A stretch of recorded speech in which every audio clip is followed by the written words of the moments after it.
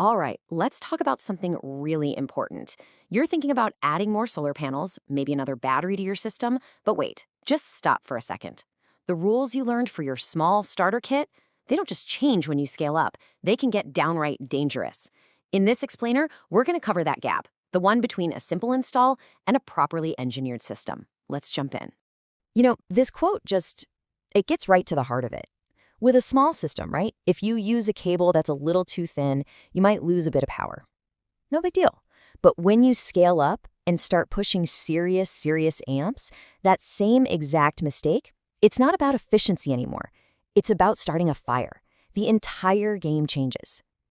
And look, this isn't just simple addition. It's not 1 + 1 = 2. When you scale, the current multiplies, which means the heat it creates multiplies, and you guessed it, the risk multiplies right along with it. Doubling your power doesn't just double the challenge, it can literally square it. A tiny little issue in a small setup can become a catastrophic failure point in a big one. So this brings us to what I like to call the scaling illusion. Look, most of the beginner stuff out there gives you a great start, a solid foundation.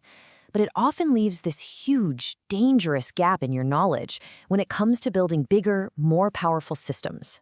This is where you can really see that knowledge gap. On the left, that's probably all the stuff you know, right? Basic sizing, wiring panels, battery types. But it's the stuff on the right that they critically miss.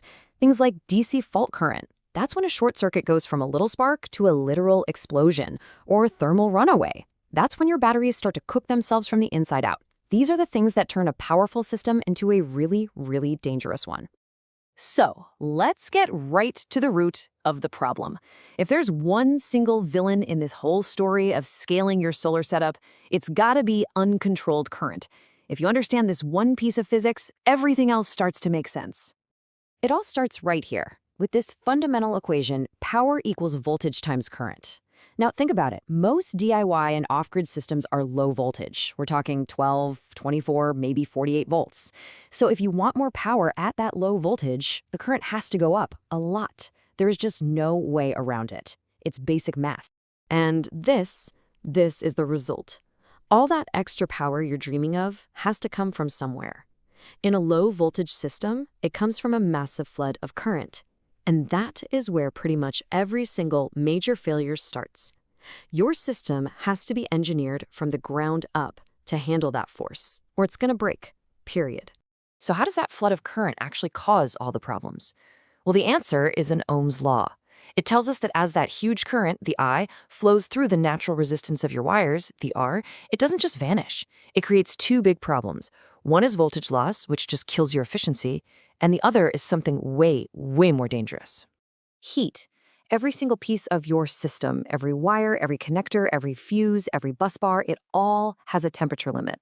When that current gets too high, heat builds up way faster than it can get away. And that is the silent killer. It's what degrades your components over time and can lead to a total catastrophic failure.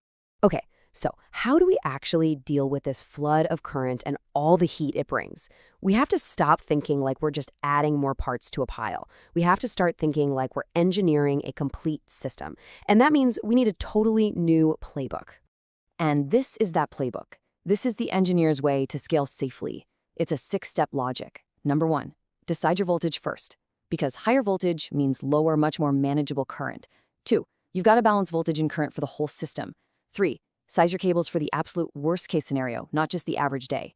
4, plan out your battery expansion with care to avoid dangerous mismatches. 5, scale up your fuses and breakers to handle those much higher fault currents. And 6, make sure your inverter can actually handle the massive power surge of starting up a big motor. See, each step is a deliberate choice to manage the forces you're dealing with. You see, this isn't just about a checklist. It's a totally different way of thinking. An installer connects the boxes.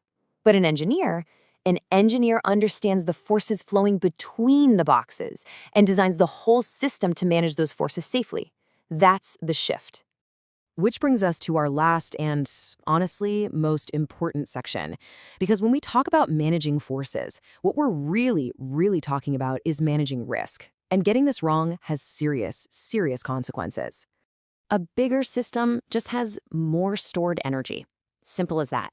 That means any potential weak spot becomes exponentially more dangerous. A short circuit isn't just a little spark anymore. It's a destructive event. The risk of an arc flash, of a fire, of that thermal runaway in your battery bank, it all goes way, way up. This right here, this should be your new mantra. Write it down. Are you just tacking on new parts like you're building a shaky tower of blocks? Or are you going back to the blueprint and re-engineering the whole structure? Every single time you add a panel, a battery, or a bigger inverter, you have to go back to the beginning and re-evaluate the entire design. And here's what that really looks like in the real world. You've got to recheck your cable's ampacity, its ability to handle current, to stop them from overheating. You must make sure your fuses and breakers are rated for the new, higher fault currents. You've got to respect your battery's discharge limits and make sure that inverter can handle the kick from starting up a well pump or a big motor. And that really just says it all, doesn't it? The core message here is that big, powerful systems demand discipline. They will punish you for the exact same mistakes that small, forgiving systems let you get away with every single day. Engineering is discipline. So I want to leave you with this question to chew on. From what you've seen out there or in your own experience, where do you think the biggest challenges really are when you scale up? Is it getting the wiring right, managing a big battery bank, or is it dealing with the limits of your inverter? And of course, we have to end with this crucial reminder. Working with electricity, especially high-powered DC systems like these, is incredibly dangerous. This is all for educational purposes. Please, I'm serious. Always consult a qualified professional before you start doing any kind of electrical work. Stay safe out there and build smart.